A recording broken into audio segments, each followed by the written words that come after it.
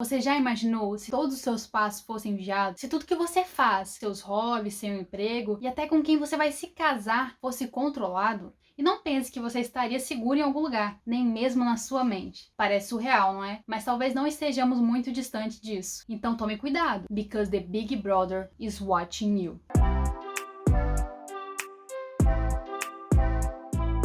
Hoje eu vou falar para vocês desse livro incrível e medonho, 1984, de George Orwell. Esse livro é considerado uma distopia, que é o contrário de uma utopia, em que o autor basicamente pegou os problemas sociais que ele estava enxergando, jogou um drama, jogou uma pitada de exagero e colocou isso para o futuro. Claro que 1984 pra gente é passado, mas a gente tem que pensar que o autor escreveu em 1948 e por isso que 1984 era futuro para ele. Então, pra gente entender um pouquinho sobre esses problemas que ele tratou no livro, eu preciso contar para vocês da história desse autor. E vai ser legal, prometo para vocês, porque George Orwell tem muitas curiosidades. E já começa pelo nome dele. Sabia que o nome real dele é Eric Arthur Blair? Ele nasceu na Índia, numa cidade chamada Bengala, e foi completar seus estudos na Inglaterra, porque antes a Índia e a Inglaterra faziam parte da Grã-Bretanha. E George Orwell viveu foi história, viu? Que ele viveu a quebra da Bolsa de Valores de 1929, viveu as duas grandes guerras mundiais, participou ativamente da Guerra da Espanha,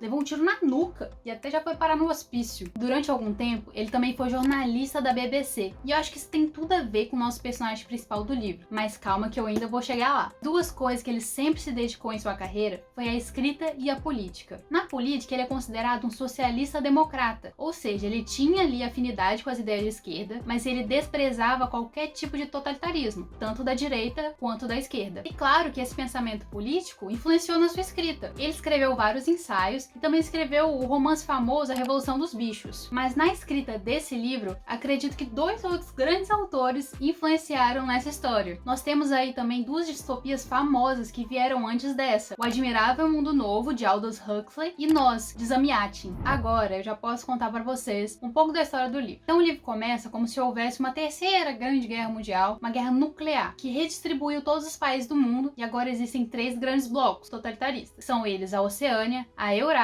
e a Lestásia. Mas a história principal se passa na Oceânia, em especial na Inglaterra. E quem tá mandando em tudo por lá é o Partido Socialista Inglês, SOC ou INGSOC, que vai aparecer esse termo no livro. E o grande líder e o símbolo desse partido era o Grande Irmão, The Big Brother, que deu origem aí, né, o nome ao grande reality show que a gente tem hoje. E não só o nome foi emprestado, mas o conceito da vigilância. No show tem todas aquelas câmeras que estão vigiando os participantes, e aí quem controla tá manipulando, né, os jogadores. Esse conceito também tem no livro, só que não são controlados por câmeras, mas sim por teletelas. Teletelas são como se fossem grandes televisões, estão vigiando aí todos os cidadãos e também passando propaganda política. Dá pra perceber então que esse estado é dominado pelo medo, pela repressão. Todo mundo é extremamente controlado e também não pode nem pensar mal no partido, que aí você tá cometendo crime pensar. E a polícia das ideias pode pegar você e simplesmente sumir, te vaporizar. Você vai ser tirado da história e ninguém vai lembrar que você existiu. Nesse cenário se encontra o nosso personagem principal, Winston Smith. Ele é um homem de meia idade que trabalha para o Ministério da Verdade, onde ele tem que falsificar notícias e documentos históricos para que o partido sempre esteja certo. E como não ficar revoltado com isso, né?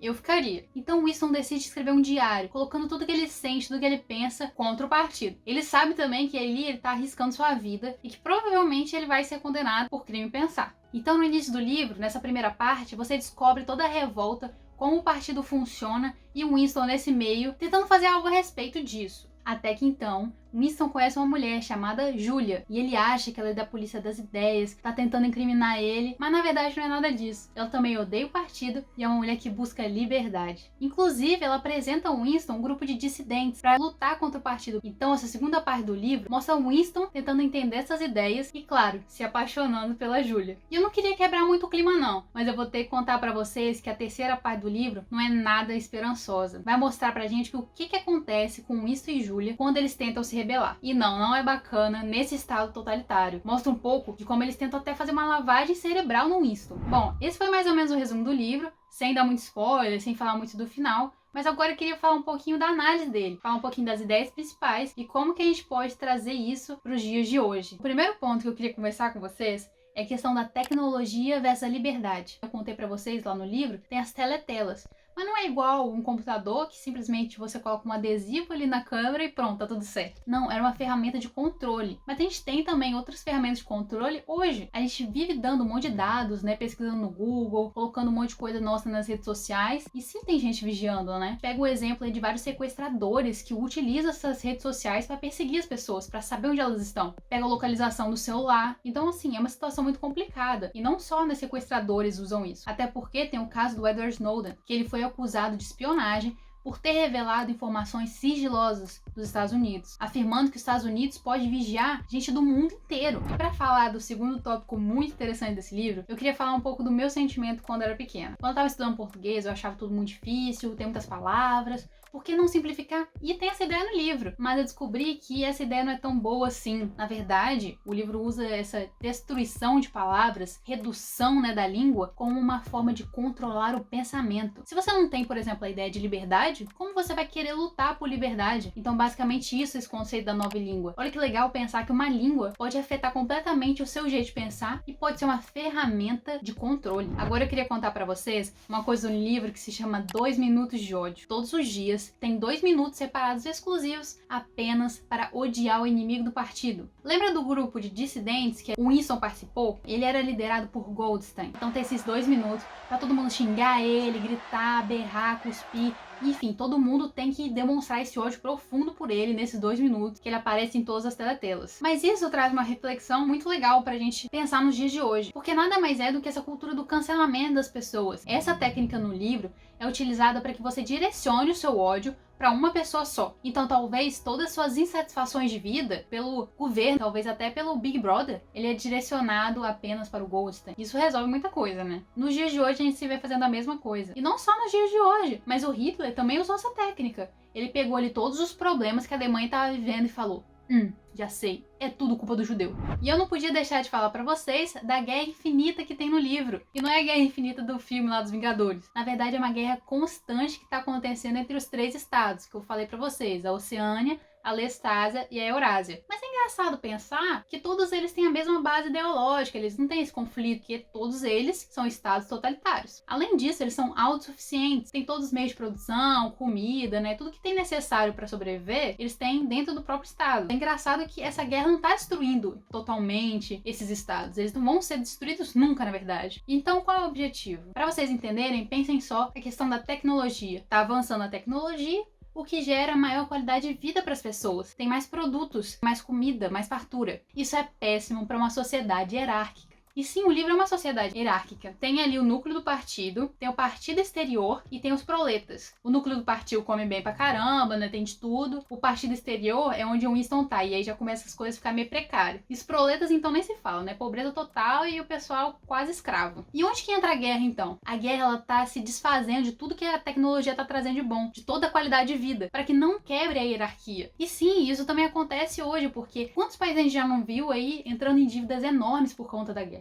E se você parar pra pensar, será que hoje a gente já não poderia estar numa sociedade muito mais igualitária se não existisse tanta guerra? Agora eu vou contar pra vocês uma coisa que até chega a ser cômica, engraçado, que são os ministérios e os lemas do partido, que tudo se baseia numa inversão. O livro é cheio dessas inversões. Até mesmo no título. Vocês lembram que eu falei que ele foi escrito em 1948 e o título é 1984? Já tem uma inversão no título. E assim também nos ministérios e nos lemas. E aí a gente tem o Ministério da Verdade, onde o Winston trabalha, cuidando da falsificação, da mentira. A gente tem o Ministério do Amor, que cuida das torturas, da lavagem cerebral. A gente também tem o Ministério da Fartura, que cuida da economia para gerar fome. E a gente tem o Ministério da Paz, que cuida o quê? Da guerra. E o lema do partido, então, é ótimo. Guerra é paz, liberdade é escravidão, ignorância é força. Aí você fala, caraca, esse pessoal é doido. Mas também, a gente pode observar que esse lema tem um negocinho que faz sentido. Porque a guerra constante, além dela fazer aquela questão de escoar os produtos, ela também mantém a paz. E se você tem um inimigo exterior, você não consegue enxergar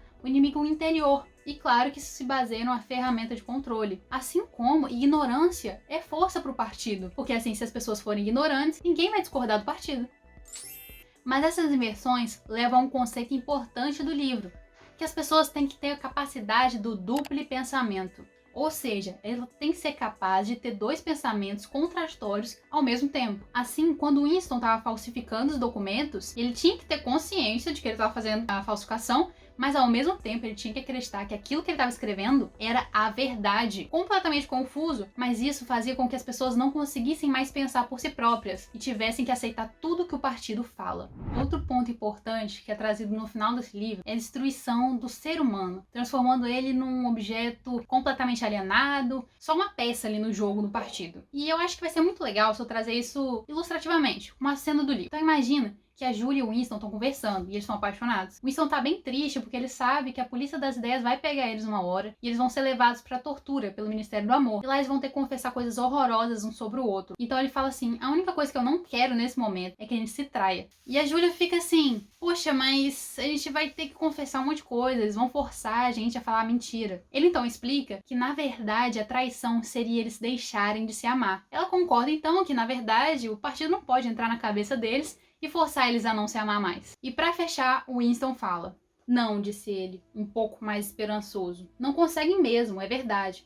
Não conseguem entrar em você. Se você conseguir sentir que vale a pena continuar humano, mesmo que isso não tenha a menor utilidade, você os venceu. Então o que ele tá dizendo aqui é que, independente do que o partido me forçar a dizer, pode forçar a falar que eu não te amo, mas ele não consegue mudar o meu pensamento quanto a isso, então eu venci. E é engraçado e irônico, porque no final do livro a gente vê que não é bem assim que a banda toca, por meio das torturas e da lavagem cerebral. E aí você já pode estar desesperado falando, ai meu Deus, será que a sociedade é assim hoje, eu sou manipulado e não tenho o que fazer?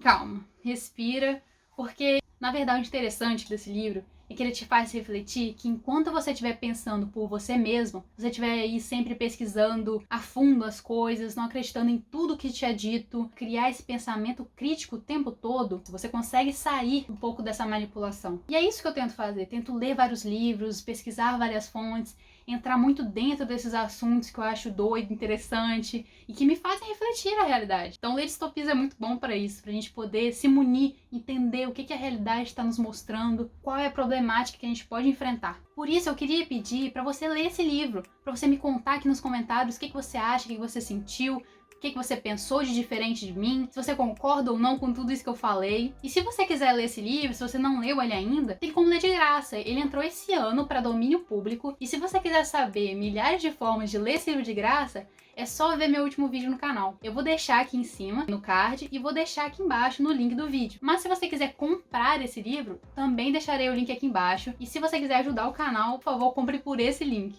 Então era isso que eu queria falar sobre essa obra maravilhosa. Claro que eu não falei de tudo que poderia falar sobre esse livro, porque tem muita coisa. Mas se você gostou, já deixa aí o seu joinha, já se inscreve no canal, porque eu vou tentar trazer aí muitos outros livros legais. Falem pra mim também o que vocês querem e te vejo na próxima.